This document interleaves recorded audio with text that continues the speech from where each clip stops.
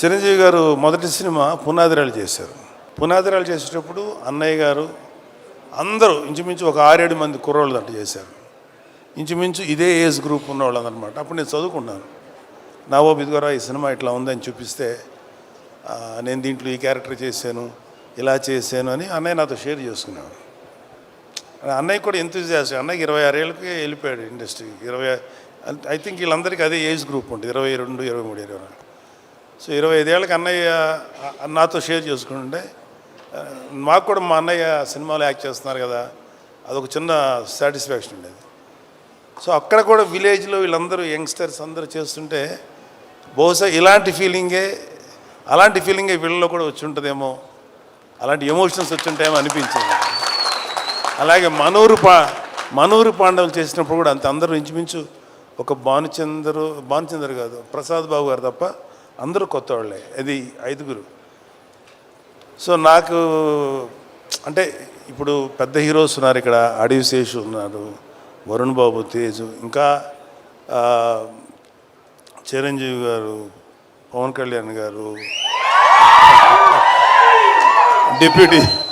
Deputy CM, ఇవన్నీ కాకుండా ఇంకా వెంకటేష్ గారు, నాగార్జున గారు, ఎన్టీఆర్, నేమ్ ఎనీవన్, అల్లు అర్జును, లేకపోతే ఇంకా చరణ్ బాబు, ఇంతమంది ఆర్టిస్టులు.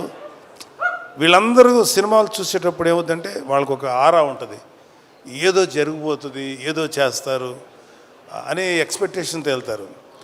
ఇలాంటి సినిమాలకి కేవలం ఒక మంచి పబ్లిసిటీతోటే ముందుకు వెళ్తే 100% సాటిస్ఫాక్షను ఇలాంటి సినిమాల్లో వస్తుంది. ఎందుకంటే మాకు ఏ ఎక్స్పెక్టేషన్ లేకుండా చూడటం వల్ల. మాట్లాడితే మమ్మల్ని మెగా ఫ్యామిలీ, వీళ్ళు తప్ప ఇంకెవరు ఉండరు అనేటువంటి అలా కొంతమంది ఫ్యామిలీస్ మీద ఈ పనికి మాలిన మాటలు మాట్లాడే ఎదవలు చాలామంది చూస్తారు. మాకు అలాంటి ఫీలింగ్ లేదు.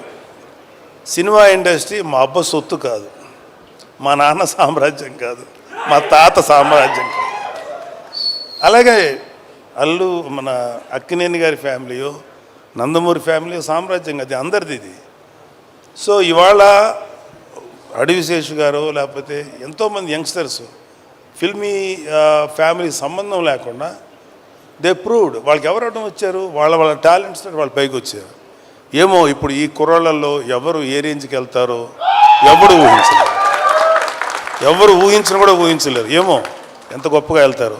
ఈ వీడియో నచ్చితే లైక్ చేయండి. అలాగే మా ఛానల్ ని ఫస్ట్ టైం కనుక చూస్తున్నట్టయితే ఇప్పుడే సబ్స్క్రైబ్ చేసుకుని పక్కనే ఉన్న గంట సింబల్ ని యాక్టివేట్ చేసుకోండి. అప్పుడే మేము పెట్టే ప్రతి వీడియో మీకు నోటిఫికేషన్ గా వస్తుంది. అలాగే ఈ వీడియో పూర్తిగా చూసినందుకు ధన్యవాదాలు.